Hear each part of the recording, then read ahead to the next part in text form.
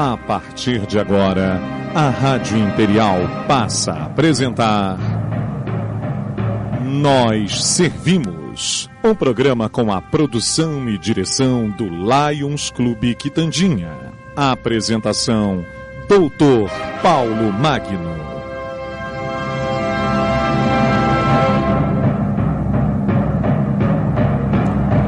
Editorial. No Estado democrático de direito, quem tem o poder e a responsabilidade de salvar a política é a população, ao exercer conscientemente seus direitos políticos, que são, na verdade, deveres cívicos. Não há solução alternativa. A atuação da justiça é frágil e limitada para promover o patamar da moralidade pública que se espera. Por exemplo, a lei da ficha limpa barra os candidatos condenados em segunda instância. Ainda que positivo, este filtro é insuficiente. Todo poder emana do voto. Sem voto não há eleição e eleitos. Sem eleitos diretamente pelo voto, não há democracia. O povo participa diretamente do governo quando escolhe seus dirigentes e representantes legítimos, quando exerce seu direito de cidadão através do voto consciente. Voto consciente é aquele pensado, refletido, tomado e decidido com responsabilidade. É aquele que o eleitor sabe por que está votando. A visão de futuro do administrador público é importantíssima. Deve ter sempre presente em sua mente a perspectiva do dia seguinte, para não comprometer as administrações que estão por vir, e, sobretudo, o futuro das novas gerações. Essa perspectiva obriga em outubro próximo o eleitor a ser criterioso na escolha dos seus novos mandatários, presidente, senadores, deputados federais, deputados estaduais e governadores. O eleitor não deve acreditar em promessas fantasiosas. Com efeito, a responsabilidade é de Sua Excelência. O senhor eleitor é quem está com a palavra. Todos nós queremos um Brasil melhor, um Brasil mais justo e igual para todos. Como todos, estou me referindo do mais pobre ao mais rico, do analfabeto ao erudito, do operário ao magistrado.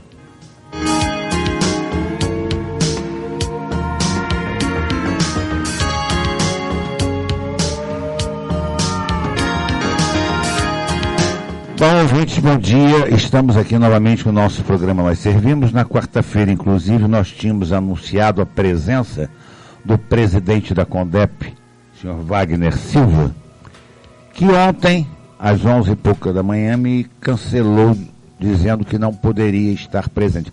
Ô Wagner, tu tá com medo de vir falar comigo? Eu acho que sim. Porque apareceu um compromisso, mas você já tinha um compromisso comigo, né? Eu acho que compromissos foram feitos para ser respeitados, né? Porque você me deixou dentro d'água. Eu tive que sair correndo à caça de alguém, e se não fosse a boa vontade do nosso hoje entrevistado, eu estaria aqui com o programa, tendo que repetir o programa.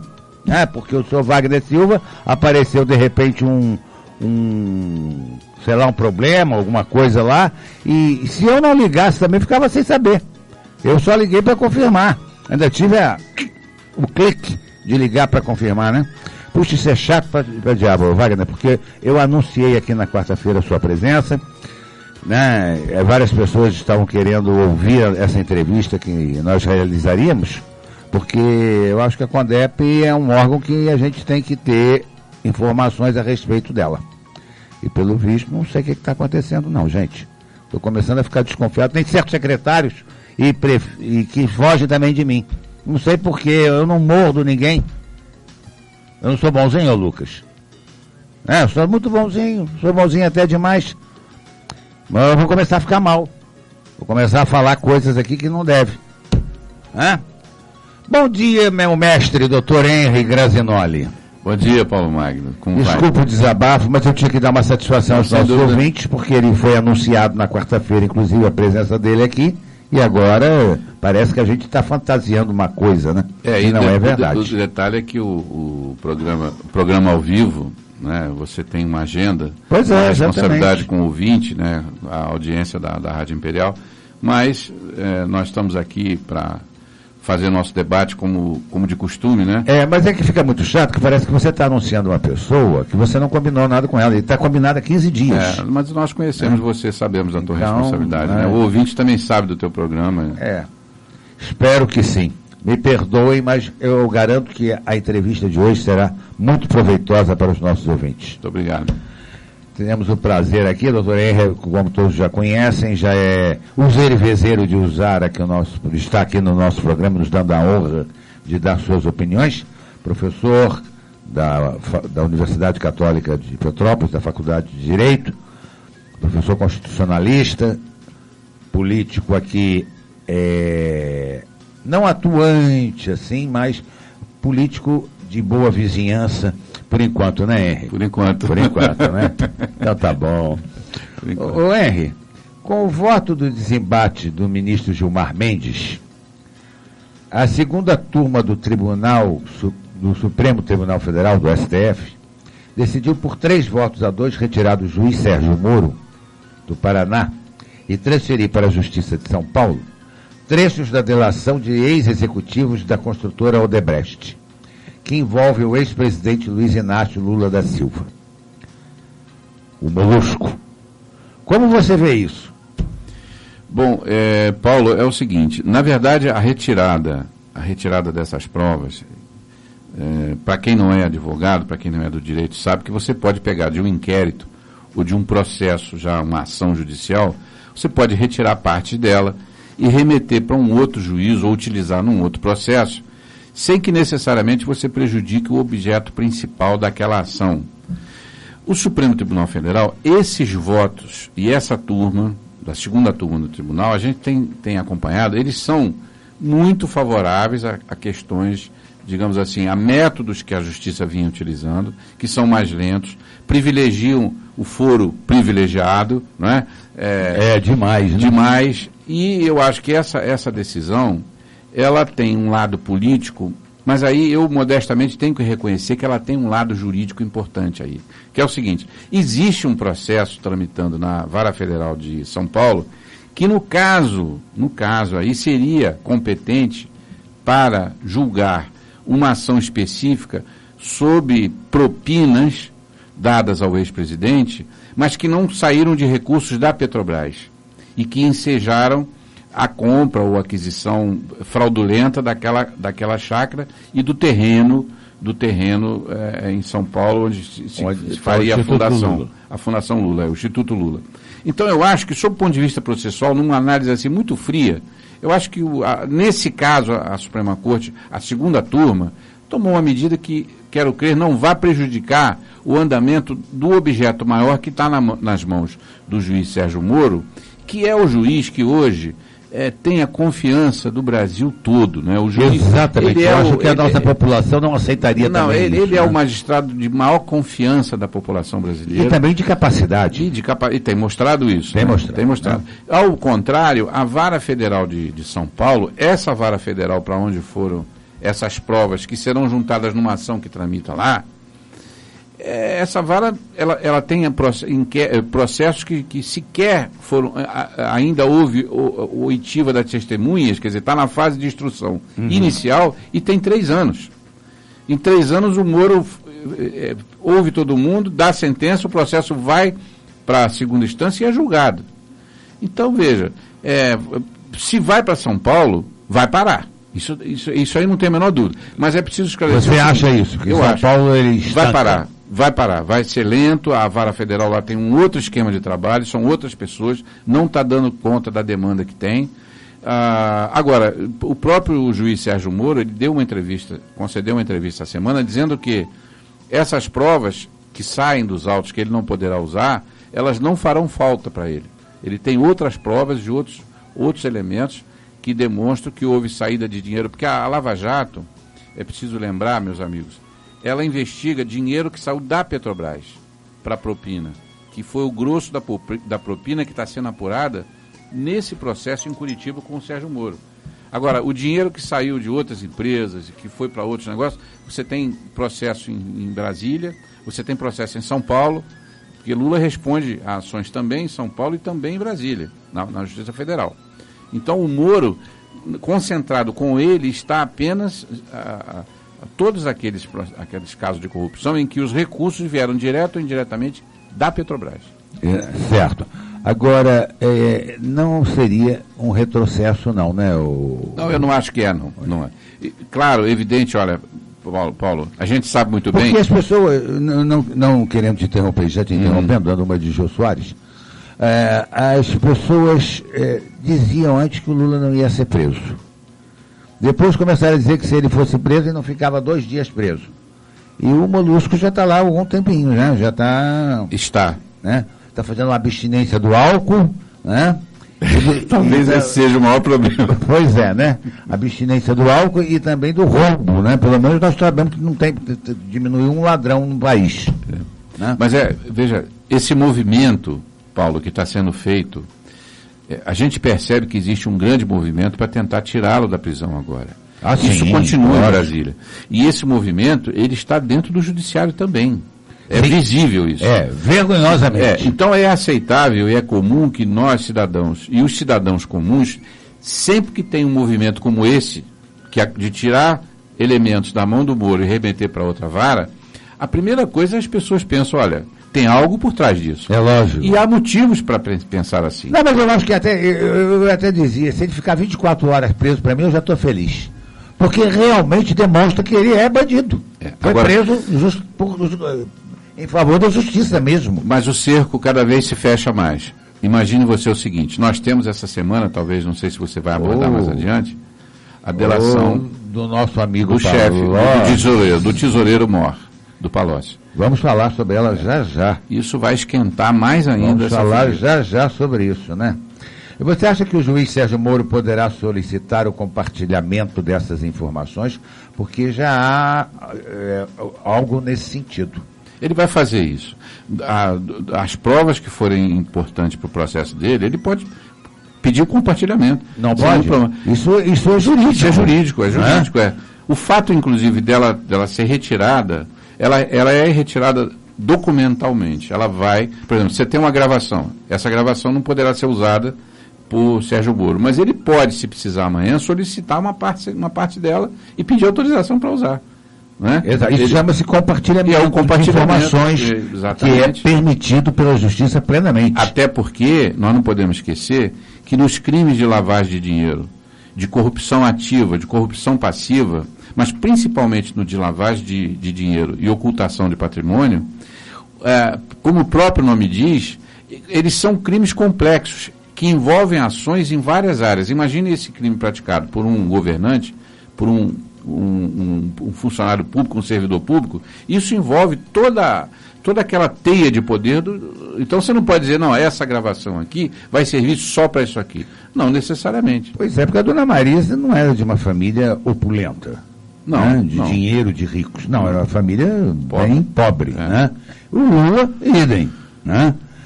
Como que amealharam uma fortuna incalculável? Com o quê? Com dinheiro de 8 anos da presidência da República? Com o salário dele, deu para fazer o patrimônio que a Marisa apresenta no imposto de renda agora? Isso é um absurdo. Há setores aí, Paulo, eu não sei se você ouviu essa semana, mas eu já ouvi comentários, porque essas delações, elas são mantidas em sigilo relativo. Muita coisa vaza e já está vazando do Palocci aí várias coisas. Sim, vamos comentar sobre isso. Então, uma das questões que vem à tona parece o patrimônio. É o patrimônio, que não é só esse imobiliário que aparece nessas ações. Sítio de Atibaia, apartamento de São Bernardo. Não, tem outros. Inclusive em moeda corrente. Dinheiro, pagamentos que foram feitos a ele. Exatamente. Em moeda corrente. Moeda corrente. Exatamente. É a nossa próxima pergunta agora. Que embora a delação premiada do Estamos dentro do horário? Tá certo. Embora a delação premiada do ex-ministro Antônio Palocci ainda não esteja homologada, o seu conteúdo já começou a ser vazado. É o que você acabou de falar. A revista Veja publicou, já foi uma boa revista, hoje eu tenho sobre suspeitas, mas publicou na manhã de hoje, em seu site, alguns dos trechos da declaração. No documento, o ex-ministro afirmou ter entregue dinheiro vivo ao ex-presidente Luiz Inácio Lula da Silva em pelo menos 5 encontros diretos. O pagamento era feito pessoalmente por Palocci em pequenos pacotes de 30 mil, 40 mil e 50 mil. Desculpa. Os valores são frutos de propina da Odebrecht e, segundo o ex-ministro, eram gastos por Lula em despesas pessoais. O dinheiro era descontado da conta propina que a empreiteira mantinha para o ex-presidente. Como é que é isso? Conforme garantiu o novo delator da Lava Jato, o primeiro petista. O repasse foi realizado em pelo menos 5 encontros diretos. Palocci relatou que as quantias superiores eram repassadas a Lula através do sociólogo Branislav Kontik, que era responsável pelo transporte e entrega da propina no Instituto Lula em São Paulo. Oi, mas isso é o quê? Isso é a venda da República, isso é a venda do Estado brasileiro. O Estado brasileiro foi vendido, literalmente vendido. E quem comprou são esses empreiteiros e outras empresas mais, porque inclusive me parece que na delação do senhor Palocci virá também... A OAS. Não, virá sistema financeiro. Ah, sim. Eu acho que tem instituição financeira envolvida, e deve ter, porque não se movimenta tanto dinheiro assim, sem ter ajuda financeira. Lógico. Alguém a coisa vai piorar. Mas eu queria fazer referência a essa sua colocação, desse trecho publicado agora pela Veja hoje, que é quanto à movimentação financeira.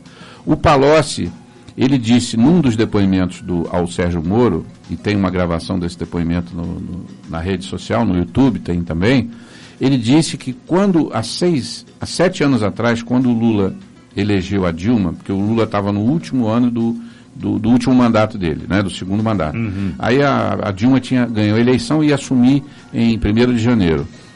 Então, os empreiteiros estavam muito preocupados com o que viria pela frente.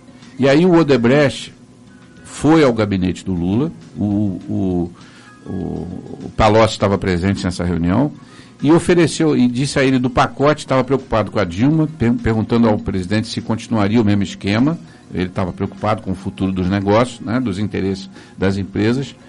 E aí disse ao presidente o seguinte: além do que ele já tinha colocado à disposição do presidente, sítio de Atibaia, reforma, essas coisas todas, que teria 300 milhões de reais à disposição do presidente para o próximo ano, para que ele pudesse, então, usar isso da forma como ele achasse melhor. Propina, 300 milhões de reais. Então, o negócio, houve de fato, é muito fácil constatar isso, infelizmente, para a desgraça nossa, houve uma venda literal do Estado brasileiro em todas as suas pontas, porque o que a gente via, Paulo, até uns anos atrás, é o seguinte: corrupção sempre existiu. Sim, mas isso existe em todo lugar do mundo. Só que eram coisas assim, pontuais, né? Você tinha um cidadão aqui, às vezes o outro fazia, o presidente fazia ou não fazia, mas agora houve uma disseminação onde se criou um estado de governança com base na propina. Exatamente. Com base na venda dos interesses. Em todos os poderes, em todas as esferas. Todas as áreas. Então nós perdemos completamente o controle disso, já não tínhamos antes, mas agora mais ainda. E aí essa vergonha, a cada semana que passa, há uma nova revelação, e quando a população já assimilou, tá bom, já está lá, o sujeito já está preso lá, vamos lá, aparece mais um. Então isso não tem fim. É uma situação sem fim. E isso, a meu ver, Paulo, talvez seja o pior mal, porque o mal financeiro, né, o mal político, esse já foi causado, isso já está aí. Já está feito mesmo, não tem jeito. Não tem saída. Agora, o mal... Estima-se que tenha sido em torno de mais de 1 trilhão de... Gente, vocês imaginam que seja 1% do PIB. É muita coisa. 1% do PIB é o que se calcula, que envolveu essa... Existem países no mundo e estados que não têm um orçamento de 1% do PIB brasileiro. Pois é, você veja. E os caras usaram isso em propina.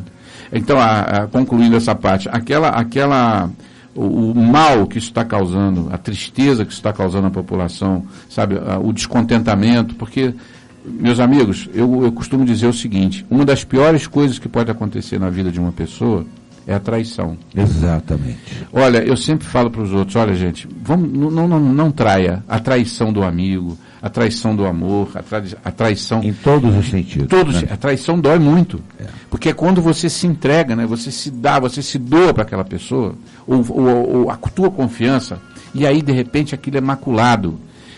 A traição é terrível. E eu noto que grande parte da população brasileira hoje, que se sente traída por todas essas pessoas, né? Acho que nós nos sentimos traídos. Sim, lógico. Esse sentimento da traição, ele num primeiro momento, ele estagna. Ele faz com que a pessoa fique parada, bloqueada. Eu estou vendo muita gente quieta olhando tudo isso, mas eu tenho certeza, Paulo, que por dentro elas estão em chamas. E eu não sei o que isso pode resultar, ou no que isso pode resultar. É terrível, né? A gente ficar olhando agora o desaforo da Venezuela e a Bolívia dizendo que não vão pagar a dívida. A dívida? Mas que isso? Aonde, quer dizer, então já foi feito com essa intenção realmente, né? E no Paraguai também, nessa campanha que houve agora para presidente da República, tiveram 10 candidatos a presidente lá agora, deve ser um negócio muito bom lá, porque um país... Aqui nós já estamos com 25, né? Já tem. Beleza. Mas o fato é o seguinte, um dos candidatos, não me ocorre o nome dele aqui agora, mas de esquerda lá, também disse que ele ia suspender o pagamento da dívida do Paraguai e o Brasil é um dos credores também, porque foi dinheiro para lá também. Pois é. Então, quer dizer, virou uma bagunça, né? Exatamente.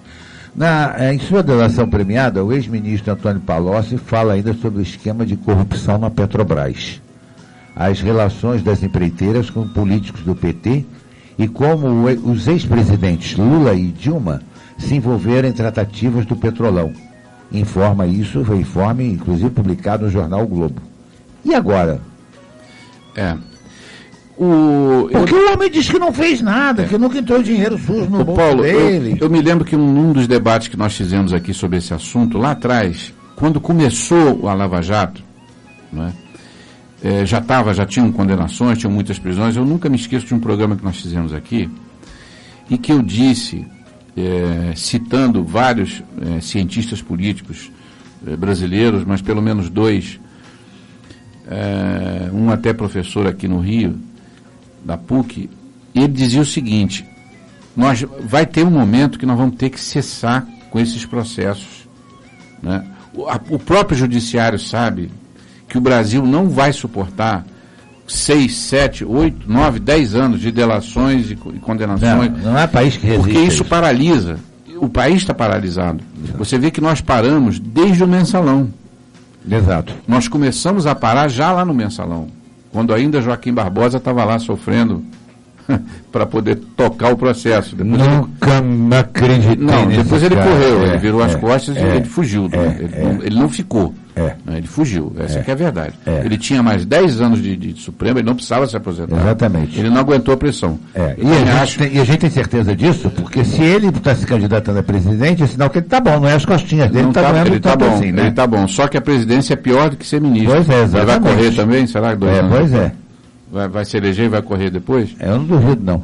Pois é, mas o que nós dizíamos naquela época, eu me lembro que eu falei isso aqui, é o seguinte: esse processo da Lava Jato, ele não tem fim. Nós vamos chegar à corrupção até no Império. Então nós precisamos, eu acho que tem um momento que vai ter que parar, sabe, Paulo? É duro falar isso. A Operação Mãos Limpas também na Itália parou. Aconteceu isso. Ela parou, chegou a ponto que parou, porque não dava mais. Não dava mais. E o detalhe, lá inclusive, na Itália, houve uma situação que, pela duração, ela começou a se desgastar na opinião pública, e a classe política se aproveitou disso e começou a dar os nós dentro do Congresso lá na Itália e salvaram muita gente. Exatamente.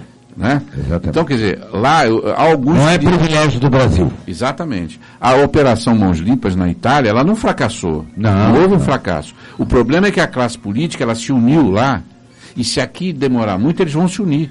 Por isso que a gente tem que alertar a população primeiro. Nós precisamos de aquilo que você falou no início do programa, nós precisamos ter uma reforma no sentido de mudar a classe. Nós temos que tirar essa gente que está lá, não permitir que eles voltem, porque senão, com a duração desse processo, que é longo porque tem muita corrupção, eles vão acabar desmontando isso. E vão sobreviver, muitos sobreviverão. Exatamente, né? Agora eu espero que pelo menos os principais sejam presos, né? Trancafiados atrás.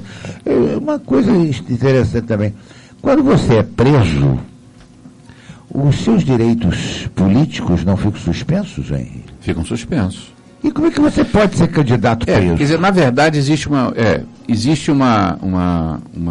divergência com relação a isso, que é a seguinte: candidatura você não pode ter. Pois é. Você pode fazer política no sentido estrito da palavra, porque a condenação é do direito de ir e vir. Ela cerceou a liberdade, mas ela não cercia a liberdade de falar, de se pronunciar, de ter opinião. Mas não vota. Não vota. E não é votado. O problema é que o preso, ele não tem como manifestar a opinião dele, porque ele não tem acesso à comunicação. Senão, a restrição à liberdade aí significa ele ficar num ambiente confinado, onde não tem contato com o mundo exatamente. Exterior. Deveria. Em tese. Eu tenho a impressão, você falou uma coisa ainda há pouco, que eu acho que, de certa maneira, encaminha um pouco para essa questão que você coloca agora, que é a seguinte: a questão do Lula, você disse assim, achavam que ele não seria condenado, ele foi. Achavam que ele não seria preso, ele foi. Achavam que ele ia ficar um dia só, 2, ele está lá. Eu tenho a impressão que esse processo também vai amadurecer. Deixa acontecer mais para frente, daqui a pouco, se isso for mantido, se ele for mantido preso, vai ficar isolado. Existe uma questão do Lula com o Lula, que é a seguinte: embora ele tenha alguns ministros em tribunais superiores que ainda o defendam, até por uma questão de contrato. Gostei. Uma questão de contrato. Muito bem colocado. Eu tenho a gente sabe que no primeiro e no segundo grau ele está muito mal, porque ele atacou muito a justiça. Muito. Ele foi ao palanque e bateu muito nos juízes. Ele bateu muito nos promotores. Então, o judiciário, não quero dizer que o judiciário vai julgar diferente porque está com raiva dele, mas o judiciário não vai amenizar ele. Também acho ele não vai ter... Isso é uma questão, ela vai crescendo. Sabe, se ele não conseguir escapar da prisão por ação de tribunais superiores, a vida do Lula nos próximos anos não vai ser fácil, não. Tomara que assim seja. Lucas, vamos aí faturar? Voltamos já. Estamos apresentando Nós Servimos, um programa do Lions Clube Quitandinha e a apresentação de Dr. Paulo Magno.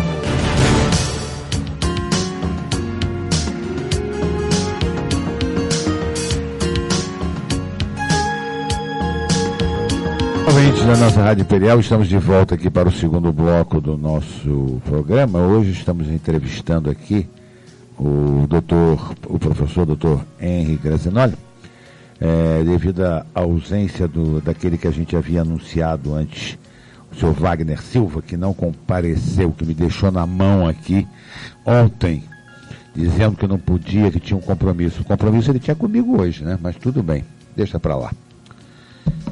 Vamos lá. Depois, quando a gente sentar o cacete aqui na Condep, aí vai dizer que a gente está falando demais, que a gente é mal criado. Bom, deixa para lá. O assunto hoje não é esse. Doutor Henri, o tucano Aécio Neves foi denunciado em junho do ano passado sob acusação de corrupção passiva e obstrução à justiça em uma investigação derivada da delação da JBS. Agora, Aécio é réu. E aí? Olha, antes de mais nada, deixa eu dizer, eu votei nele, mas eu não tenho bandido de estimação. Por mim, pode ir tudo pra cadeia. Nós não temos, nem eu, é verdade. Não, o Aécio é uma grande decepção também, né? Em Minas, eu frequento muito Minas Gerais, até porque nossas origens estão lá, né? Uhum. E além de amigos e clientes que eu tenho em Minas, muitos, e a decepção com ele é muito grande, né? O mundo para o Aécio, as previsões para ele são as piores, pelo seguinte: o mandato dele termina esse ano. Então, para ele continuar tendo o foro privilegiado, ele tem que se reeleger. As pesquisas já indicam que para o Senado ele não tem chance. Ele vai tentar ser deputado federal outra vez, segundo o que pessoas ligadas a ele. Eu estive lá em Belo Horizonte, né? Até te mandei a mensagem que estava em BH. E o que as pessoas comentam lá em BH é o seguinte: que talvez ele consiga se eleger deputado federal, mas vai ser muito difícil. E já dizem que ele vai sair candidato a deputado federal para que ele possa manter o foro privilegiado, porque qual é a grande questão de ser julgado pelo Tribunal Superior? É que não é julgado, certo? É lógico. O processo fica lá 15 anos. Então, prescreve e acabou. Exatamente, os deputados estão lutando por isso. Só que, como eu disse que o horizonte não é dos melhores, vem tempestade para ele, porque não só ele não tem a perspectiva de se reeleger, mesmo a deputado federal, mas tem uma outra situação. O Supremo agora começou a mexer naquela ação que limita o foro privilegiado. Uhum. Existe uma ação que questiona a constitucionalidade do foro privilegiado, da forma como ele está hoje. Porque isso tinha que acabar, né? Isso e o Supremo está fazendo uma série de julgamentos. Se nós pegarmos os últimos 2 anos, né, Paulo, nós sabemos que o Supremo Tribunal Federal, ele modificou, ele mexeu em muita coisa no Brasil. Sim, não foi só na política. Não. Nós temos aí a possibilidade do casamento homoafetivo. Exato. Né, o casamento homossexual. A própria condenação em segunda instância, através da decisão singular. Isso, muito bem lembrado, a condenação em segunda instância. Certo? Então nós temos várias decisões do Supremo que estão mexendo profundamente na sociedade brasileira. Então não se pode duvidar que hoje, sob pressão da sociedade, porque o que está acontecendo? O Supremo está pressionado por quê? Você fala, não, o ministro é independente, não, eles são pressionados. Lógico. Hoje a sociedade cobra rapidez nos julgamentos. Exato. Você vê que agora começou a tramitar o primeiro deputado federal que vai ser processado criminalmente nos últimos 30 anos no Supremo, começou a tramitar agora o processo. Exatamente. Você imagina, o Paulo Maluf se beneficiou disso. Meu Deus do céu. O Paulo Maluf, se você pegar a situação do Maluf hoje, sob o ponto de vista dele, o crime compensa. O Estal passando mal, claro. Coitado, tá passando mal, ele tá legal. Ele tá doente, mas ele vai fazer o quê? Ele vai ficar em casa e no hospital, como todo idoso doente fica. Ele não vai para cadeia, ficou uns dias lá. Então, se olhar o caso dele, o crime compensou. Exatamente. Né? Porque não devolve o dinheiro, né? E se devolve 1% daquilo que meteram a mão. Esse é o problema. Então, fechando, a situação do Aécio é muito complicada, muito difícil. Para mim, a carreira política dele está encerrada. Eu não acho que ele não se recupera. Ao Lindbergh, porque os dois têm a mesma... Tem a mesma... o mesmo gosto. O mesmo peculiar, gosto. Né? E talvez ele vai cuidar disso agora. Né? Tomara que ele não queira né? formar também uma quadrilha aí, né? Pois eu não estou falando nada. Eu não estou dizendo nada, né? Vamos cheirando enquanto... quer dizer, vamos continuando aqui. O Henry, Geraldo Alckmin deixou o cargo de governador em São Paulo para disputar as eleições presidenciais pelo PSDB. Ao abrir mão de seu mandato, ele tornou-se potencial alvo da Lava Jato em São Paulo, pois perdeu o foro privilegiado. O Superior Tribunal de Justiça tirou, porém, o tucano do alvo dos investigadores da operação no Estado. Mais um presidenciável suspeito? É mais um suspeito. Agora Meu Deus do céu! E você falou uma coisa importante aí, olha, nas entrelinhas. Porque as tuas perguntas costumam vir com resposta já. É ótimo fazer entrevista contigo, porque você já pergunta e já põe a resposta nela, né? Quando você fala, por exemplo, do processo dele na Lava Jato de São Paulo, você confirma aquilo que a gente falou no início. Em São Paulo, a Lava Jato não anda. Então, ele muito provavelmente vai poder ser candidato, vai concorrer, e se eleger presidente, aí ele adquire o outro privilegiado.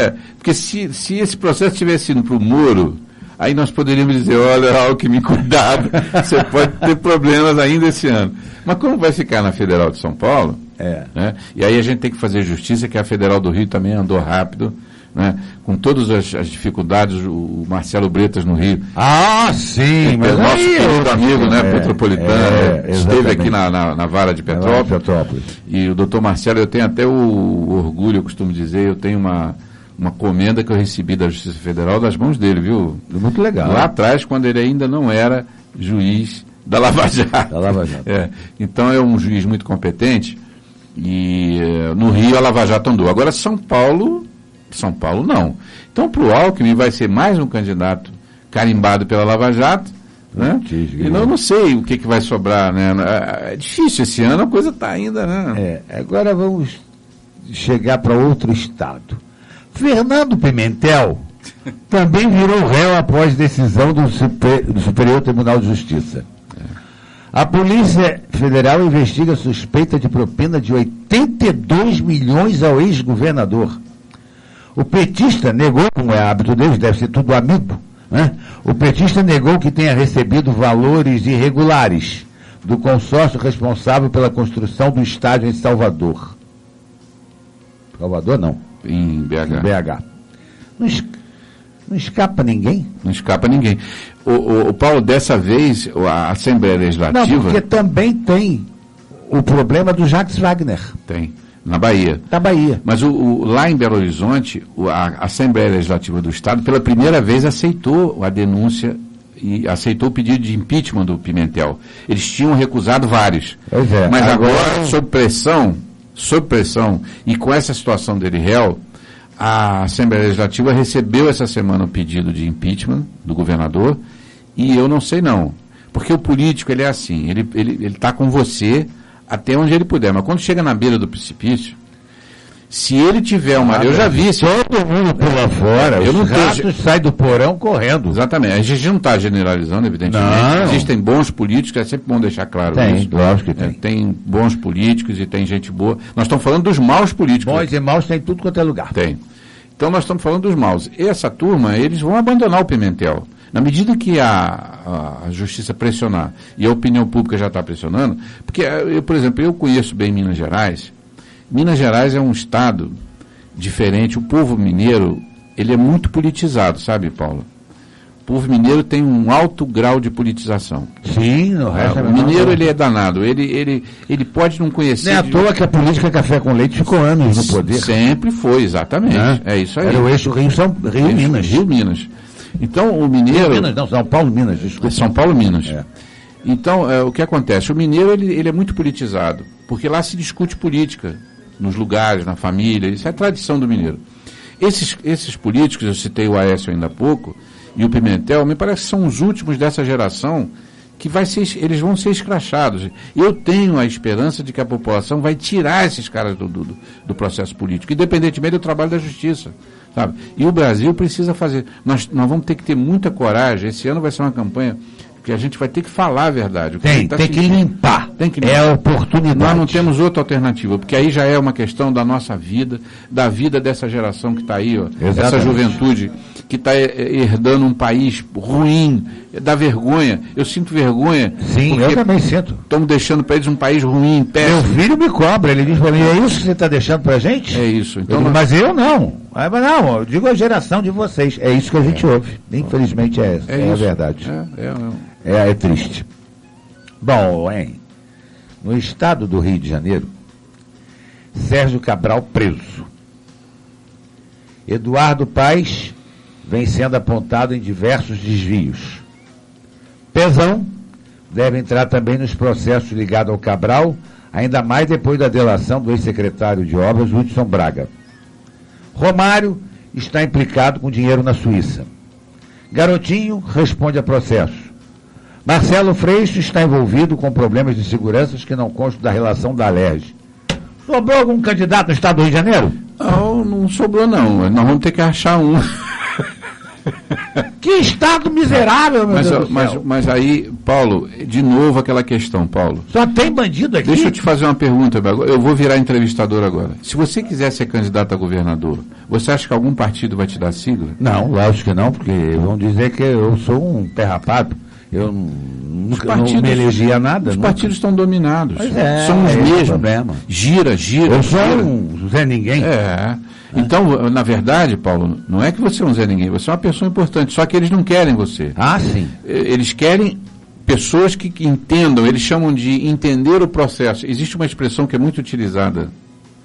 Não, tem que entender o processo, não é assim, o processo político não é esse. Aí você, É porque as pessoas costumam muito falar de determinadas coisas, que eu fico assim, bobo de ouvir. O cara para ser prefeito, ele tem que entender todos os problemas da cidade. Não, ele tem que ter uma boa equipe. Claro. Você já pensou, você acha que será que o presidente da Volkswagen sabe tudo de um carro? Claro que não. Será que talvez ele não saiba trocar um pneu. Exatamente. Mas ele é o presidente da Volkswagen. Exatamente. O presidente da General Motors, né? É lógico. O reitor da universidade onde o meu sobrinho João Vitor estuda, a Universidade Federal Fluminense, será que o reitor tem que conhecer todas as matérias? Lógico que não. De engenharia, de direito, de filosofia, de tudo? Não, lógico que não. Ele tem que ser honesto, trabalhador e ter uma boa equipe. Uma boa equipe. Qualquer bom governo, qualquer sucesso de um governo depende da equipe de trabalho que você monta. É isso aí. Se você monta uma porcaria de uma equipe, então você vai fazer uma porcaria de governo. Não vai funcionar. Não resta a menor dúvida, né? Então as pessoas têm muita mania de dizer, fulano não entende economia, fulano... ele não precisa entender de economia.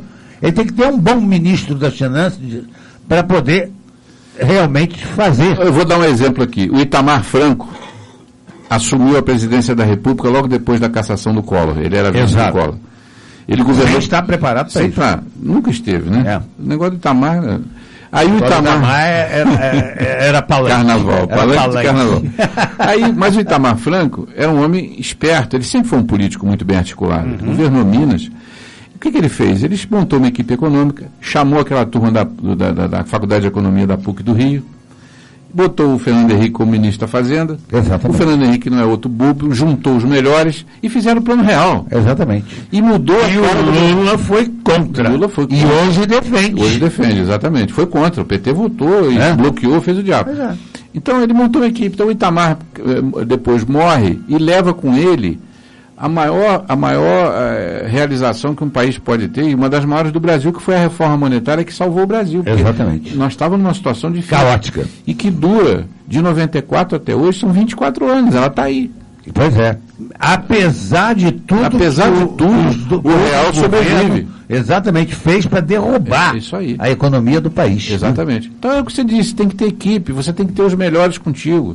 Exato. E o Brasil tem gente muito capaz. O Brasil tem muita gente boa, Paulo, nós sabemos disso.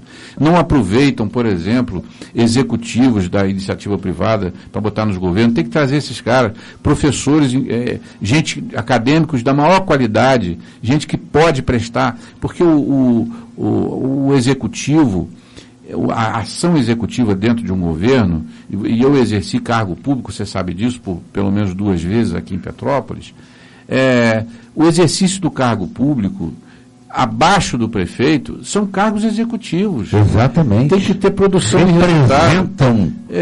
O próprio executivo. E há anos a gente vem vendo que vão colocando políticos, que pessoas que não são preparadas, às vezes não tem nenhum estudo suficiente. Exatamente, né, para ocupar aquela pasta. Você vê na América... Não é por ser jovem que você está qualificado para você poder exercer cargos. Quer ver, tem um filme que conta uma história extraordinária sobre o Obama.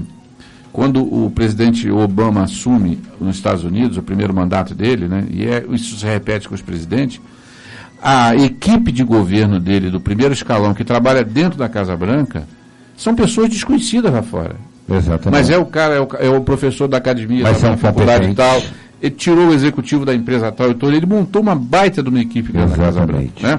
Agora, você coloca políticos aqui que vão pegar os cargos, não só nas secretarias, mas nas economias mistas, enfim, em todas essas empresas, e eles vão fazer política lá. Nós temos que mudar isso. A política é feita pelo governo. Quem é que faz política? No caso de Petrópolis, é o prefeito. Ele é o político. É dele o cargo. Ele tem que fazer política. Quem está abaixo dele tem que tocar o governo e a prefeitura. E atender as demandas que a sociedade deseja. É para isso que funciona.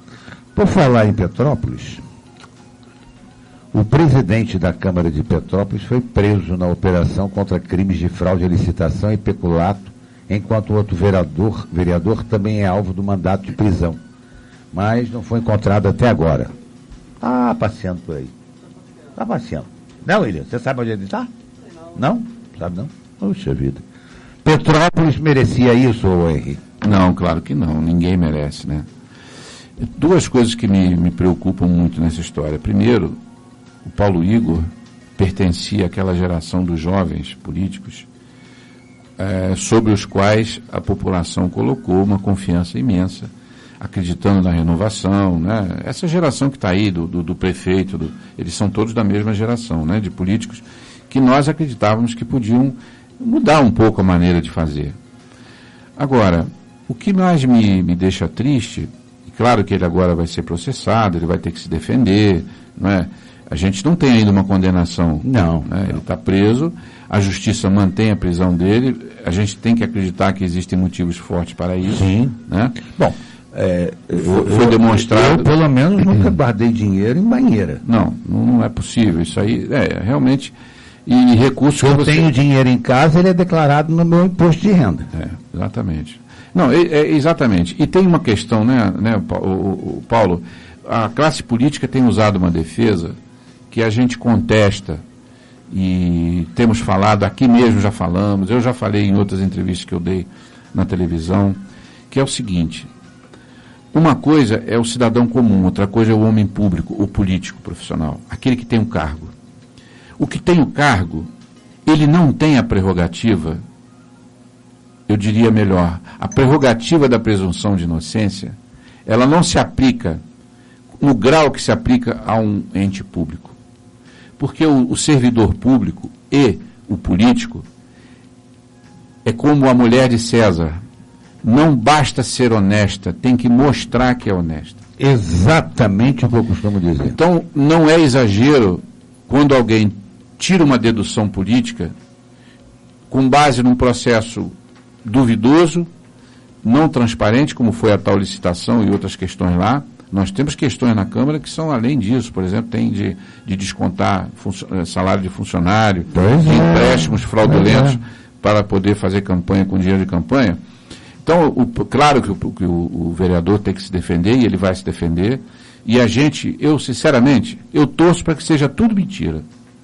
Eu torço para que não seja verdade. Mas é batom na cueca, porque a cidade mas a cidade não merece sofrer. A gente está sofrendo muito já com esse problema do Estado e do Brasil, e Petrópolis vinha caminhando até tranquila com relação a isso, e agora surge essa situação. Eu acho uma situação muito desagradável, porque, como eu disse, o que mais me deixa triste é saber que essa geração dos chamados jovens políticos que vieram e que foram eleitos com essa expectativa, né, de que eles modificassem, que eles fizessem diferente. Né? E eu estou só preocupado com isso. E tem uma segunda coisa também que eu estou achando estranho, porque eu estou vendo muito pouca repercussão desse fato. Esses fatos são muito graves. Muito graves e importantes. E tem, como você disse, tem vereador foragido, tem vereador preso, e já teve prisão de vereador. Tem um outro vereador que foi preso o ano passado, né? Ele continua, ele perdeu o cargo. Exato, Petrópolis está ficando... muito impressionante isso aí. É muito chato. A população precisa saber olhar bem os seus candidatos, os seus políticos, porque senão a nossa cidade vai pro buraco cada vez mais. Vai. Porque perde credibilidade. Exatamente, né? É muito triste. Quando o pessoal defende, porque o Lula é um político, é um preso político, eu digo, não. Ele não é preso político, ele é um político preso. Ele é um político preso. É diferente. Porque meteu a mão, roubou, então muda. Isso foi uma tentativa de defesa. Foi mais uma das estratégias que não deram certo. Não é por aí. Como ficam os eleitores tão próximos da eleição para a escolha de seus candidatos, não é, Henrique? Olha, eu vou me colocar no lugar de eleitor agora. Deixar o jurista, o analista de lado. Eu não sei o que fazer. Eu não sei. Como eleitor, eu não sei para onde eu vou no final desse ano na eleição. Está difícil, né? Não sei. Sinceramente, não sei. E acho que 99% dos nossos ouvintes também não sabem. Não sabem para onde vão. Também acho. Há está tudo cinza. E as pessoas estão perdendo a credibilidade, não estão com vontade de votar. Eu convoco, eu digo, vamos votar sim. Temos que votar. O horizonte está muito embaçado. A gente não consegue enxergar mais de 1 metro à frente nessa política. Pois falando nesse aspecto, né, a gente sabe que você é um dos autores do projeto que institui aí o candidato sem partido. Como é que nós estamos nisso, hein? Bom, eu vou fazer um rápido resumo. Isso, vamos lá. Primeiramente é o seguinte, em 2016, eu e um outro advogado do Rio, esse advogado, o Dr. Rodrigo Mesomo, queria ser candidato a prefeito do Rio. Ele já tinha sido candidato a deputado federal, tinha tido 12 mil votos pelo PSDB, e ele queria se candidatar a prefeito do Rio. E aí o partido não dava legenda para ele. Ele mudou de partido, foi para um outro partido, queria ser candidato e queria até participar de prévias, fazer prévia para ver se as pessoas aceitavam, ninguém queria ele como candidato. Um dia ele telefonou para mim e disse assim, Henry, é o seguinte, preciso da tua ajuda, você é constitucionalista, eu estou com uma tese aqui que eu acho que é possível uma candidatura sem partido no Brasil. Chama-se candidatura avulsa. Candidatura avulsa, muito bem.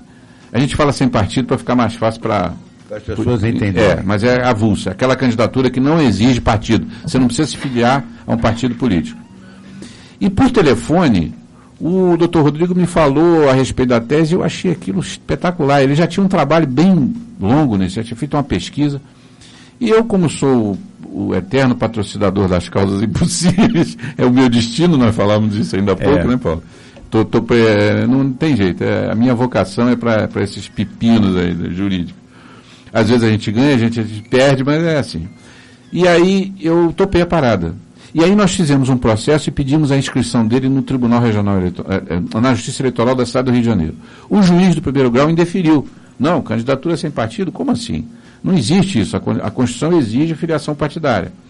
Aí recorremos ao Tribunal Regional Eleitoral. No Tribunal Regional Eleitoral, no julgamento, fizemos um trabalho lá dentro, todo aquele trabalho que você sabe como advogado, conversa com todos os conselheiros do tribunal, juízes e tal. Tivemos um apoio moral, todo mundo ficou encantado com a tese. Mas na hora do julgamento, acompanharam o relator que disse o seguinte: não, independentemente da possibilidade do direito jurídica, o problema é que o Estado não está preparado para uma candidatura sem partido. O sistema todo só funciona considerando os partidos. E aí fez referência à questão da proporcionalidade, todo aquele negócio, horário na televisão, essas coisas todas. Muito bem. Ou seja, a decisão do Tribunal Regional Eleitoral não foi jurídica, ele não contestou a nossa tese. Sim. Ele simplesmente disse que não tinha estrutura. Foi uma decisão técnica. Técnica, assim. Exatamente. Fomos então num recurso para Brasília. Levamos ao Supremo. Aí o que acontece? Passa a eleição no Rio, evidentemente, ele não pôde ser candidato. O processo tramitou. No Supremo, o relator sorteado foi o ministro Barroso, Luiz Roberto Barroso, que é um adepto dessa tese, que ele já tinha dado declarações antes sobre essa questão e achando que havia possibilidades. Por sorte, no sorteio caiu a relatoria dele.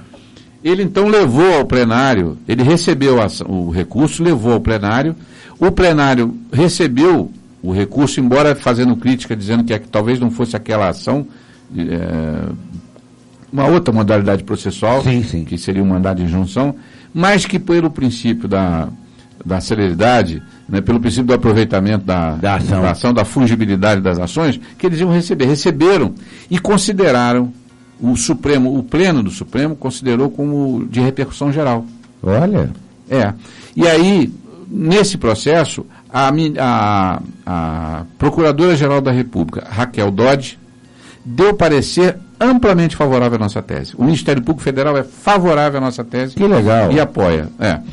Aí, com base nesse parecer da Raquel Dodge, ela mandou também um ofício para... Eu tenho todos esses documentos. De vez em quando eu solto um aí.